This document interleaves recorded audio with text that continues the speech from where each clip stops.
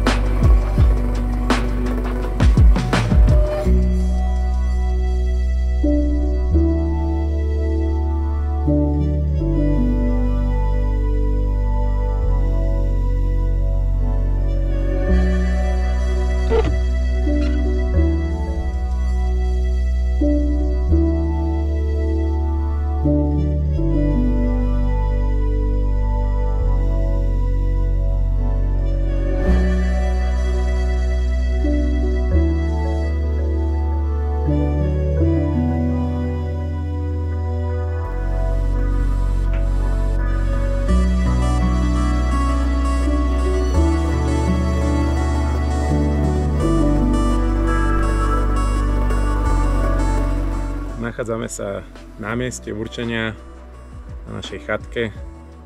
Trvalo nám to sem vyše 5 hodín, však tá posledný záver tej cesty trval vyše pol hodinu.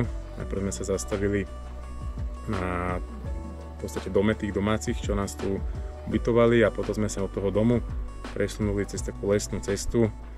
Oni išli na motorke a my na aute za nimi. No a je to tu krásne, počasie je parádne, ideme si zložiť veci a porozhľadneme sa troška po okolí.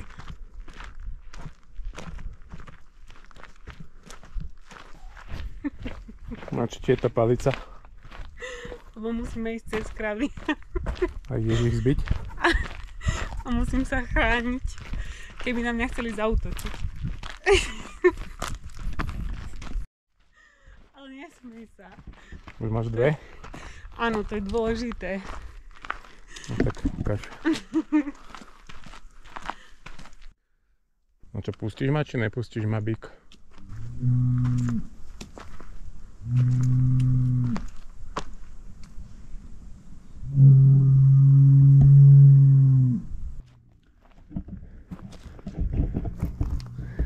Takže prechod neúspešný. Bík začal zavíjať a Lenka už je na chate.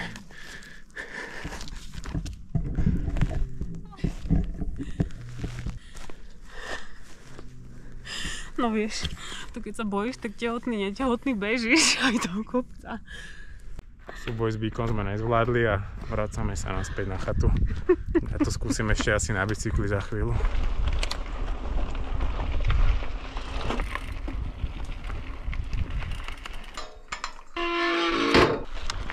Pozor, kravy. To je ono.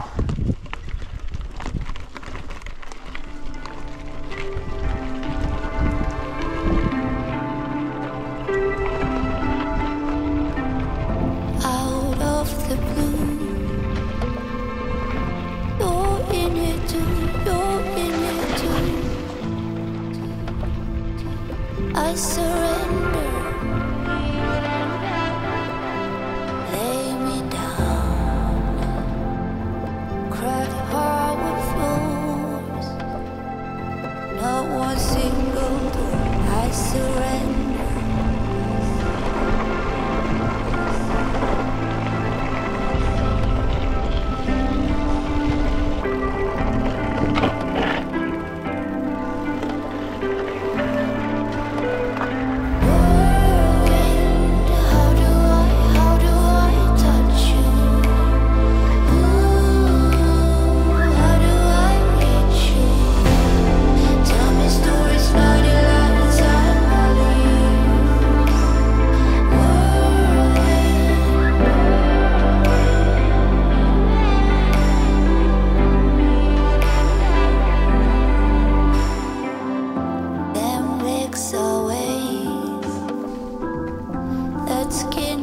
Skinny waist, I can't think straight.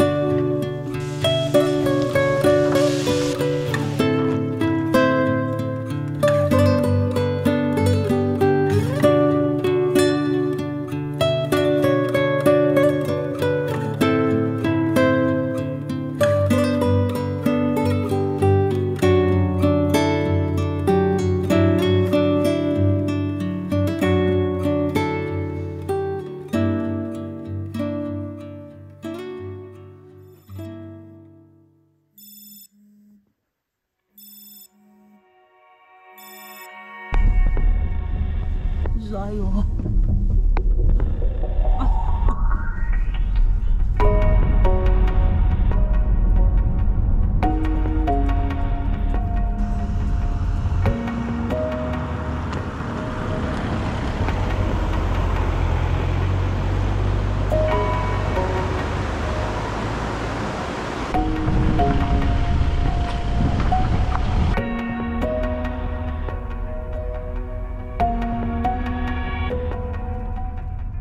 Dobré ránko.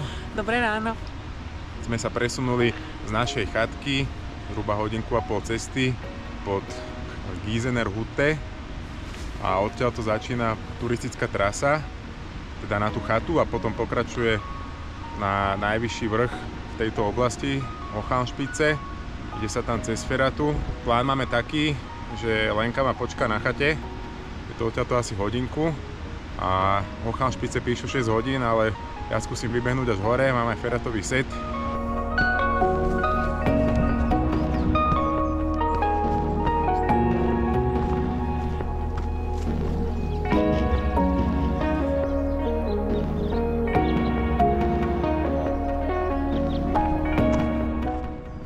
Prvých 100 výškových mám za sebou. Musel som sa aj otočiť naspäť k autu.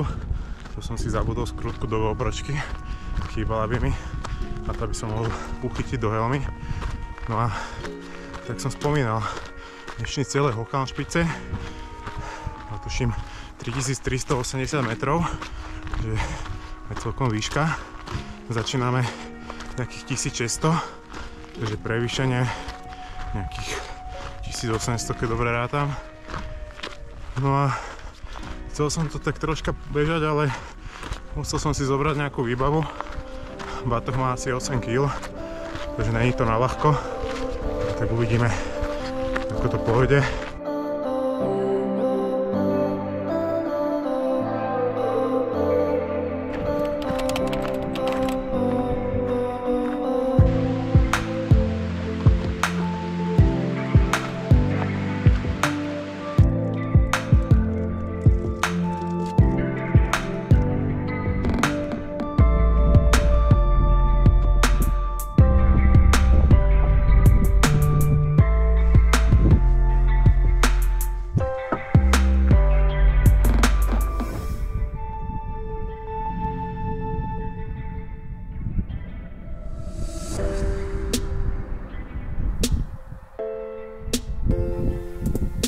...3168 metrov nad morom. Dostali sme sa pod nástup na Feratu. No a na vrchol to už vyzerá byť kúsok, ale ten postup je určite pomalý. Je tu aj takýto pozostatok ľadovca.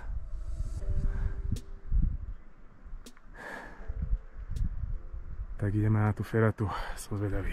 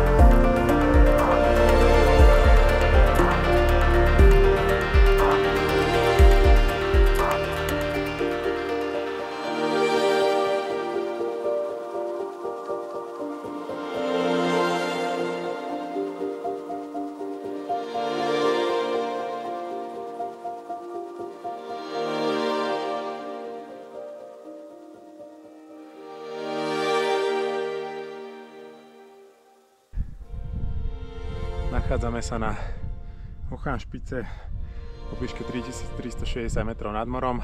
Sú tu neskutočné výhľady. Ideme odtiaľto tie vysoké Taury aj s najvyšším vrchom Großglockner, čo je najvyšší vrch Rakúska. No a ten výšľap sen cez tú feratu nebol úplne zadarmo. Boli tam také úseky, že sa troška človek vytrápil, ale nič strašné. Takže to troška najem, doplním energiu a pôjdem dole.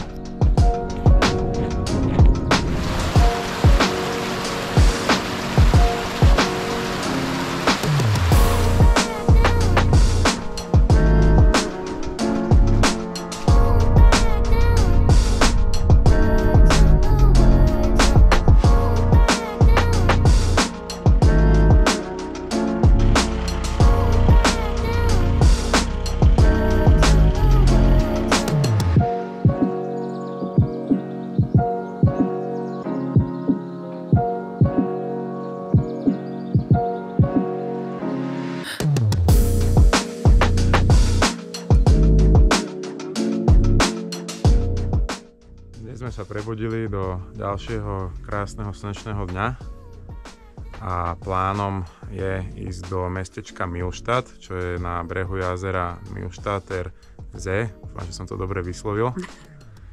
No a plán je taký, že ja tuto osedlám bicykel, ktorý je za mnou, spustím sa dole do doliny a cez kopec prejdem do Millstattu. Malo mi to trvá cca 2 hodinky. No a Lenka mi dá troška náskok, jej to bude trvať asi hodinu autom. Ja si osedlám auto. Hej, to stojí tu.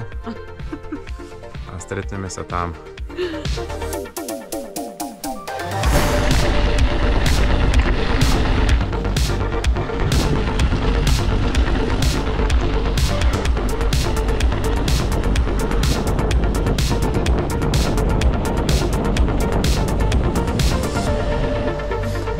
Takže zjazdík máme za sebou, bolo to takmer 1000 výškových, 10 km kontinuálneho zjazdu, čiže paradička. No a teraz môžeme začať tréning, máme rádnu kávičku.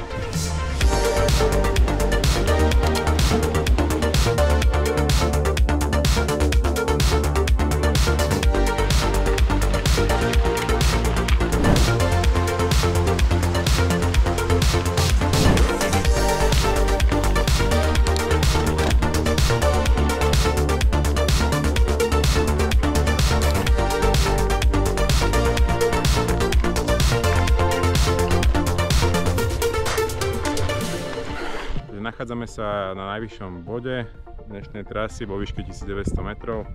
Bolo to vyše 1000 výškových stúpania. No a teraz máme pred sebou zjazdík až do Millstattu. 1300 metrov padačík dole, takže ideme na to.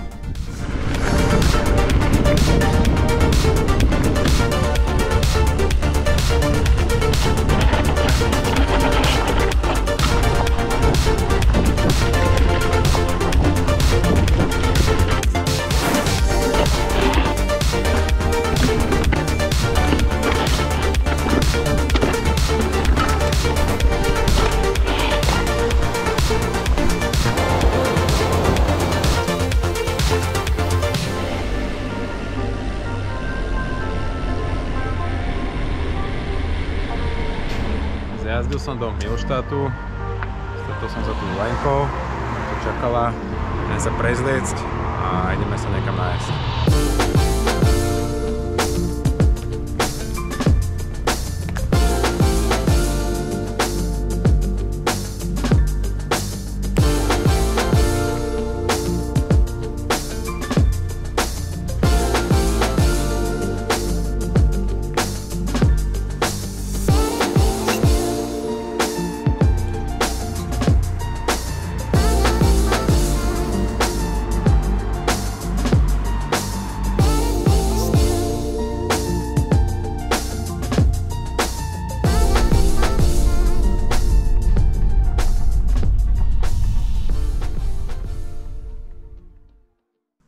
Máme tu posledný deň. Dneska sa má aj meniť počasie. Dnešný deň strávime na chate a budeme sledovať príchod frontu a búrok. No už nám to aj poprchá, už to tak začína pomaly a je riadne cítiť, že sa ochladilo.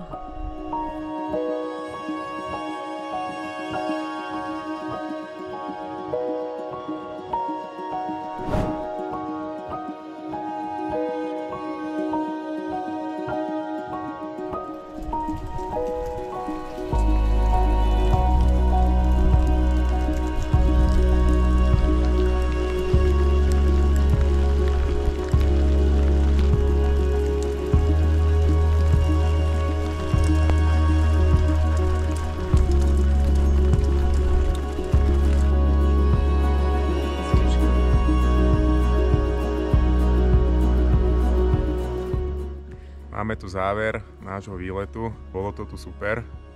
Keď máte radi takú samotu, kľud a prírodu, určite odporúčame. Dajú sa odtiaľto podnikať aj zaujímavé výlety, ako ste mohli vidieť. Dá sa to sklbiť, taký oddych s relaxom a so športom. Ako to hodnotíš? Hodnotím to parádne, lebo počasie nám predpovedali všelijaké a nakoniec ešte aj to bolo perfektné, takže super. Áno. Takže sa vidíme pri ďalšom dobrodružstve.